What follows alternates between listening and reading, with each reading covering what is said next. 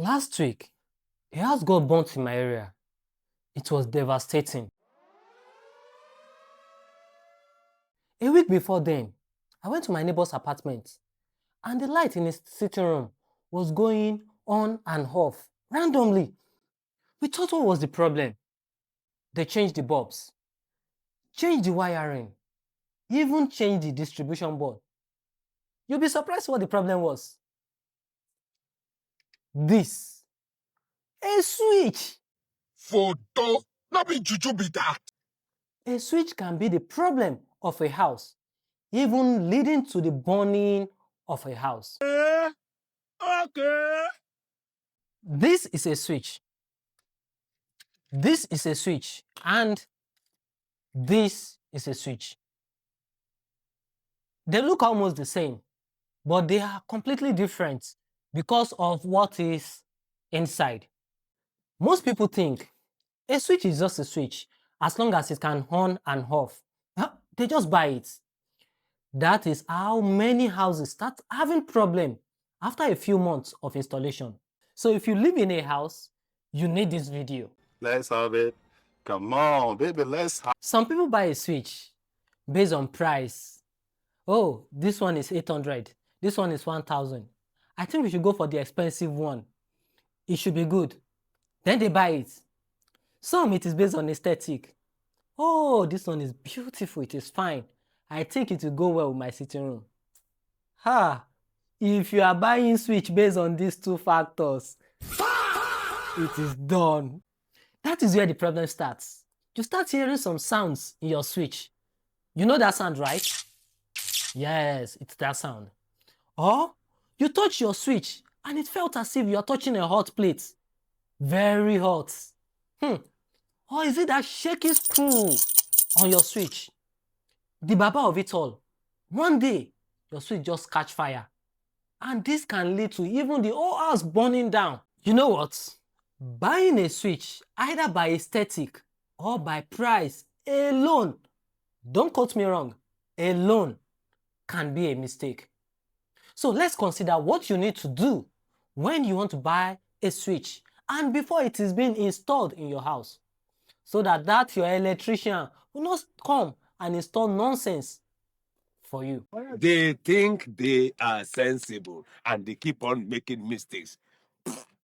Let's consider what you need to take note of when buying a switch. Firstly, it is the material and build quality. Secondly, it is the functional requirement. And thirdly, you need to take note of the design and aesthetic.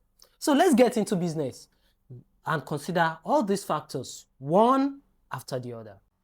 Under material and build quality, what you need to check for is what is inside, not the front of the switch. Now we are talking about metal and brass contacts. Then check for the clicks. A good switch should have a firm, quiet, and confident click. Not the random pa you are hearing when you put on your switch. No. One thing is, a good switch should have tens of thousands of click circles. That is, it should not get worn out after switching it on and off several times. You should be able to press the switch more than you press that your phone that is on your hand, and it will still be firm and sturdy. Bam. Okay.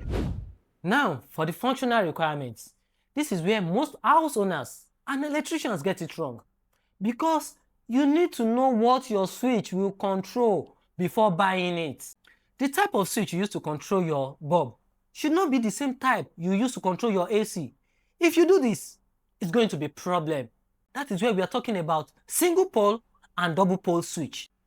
A single pole switch is a type of switch used to control your lights or appliance from one location, while a double pole switch are the ones you use to power your high-powered appliances like your AC, your heater, and some heavy-duty equipment you use in your house. And that is where we are talking about amps.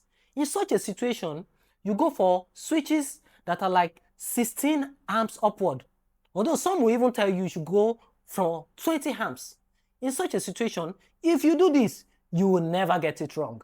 If you don't have a switch up and down your stairs, that's a bad job. Okay. And this is where we are talking about two-way or three-way switch. A two-way or three-way switch is basically the same idea. It just depends on how each country calls it. Now, what is a two-way or three-way switch? This is a kind of switch that you use to control a fan, your appliance, or a bulb from two different locations. This is perfect for stairs, hallways, and large rooms with two doors. For the stairs, there should be a switch at the top and down the staircase.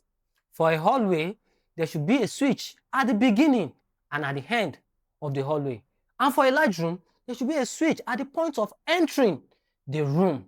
Now, let's talk about four-way switch and gangs of switch. What is four-way switch?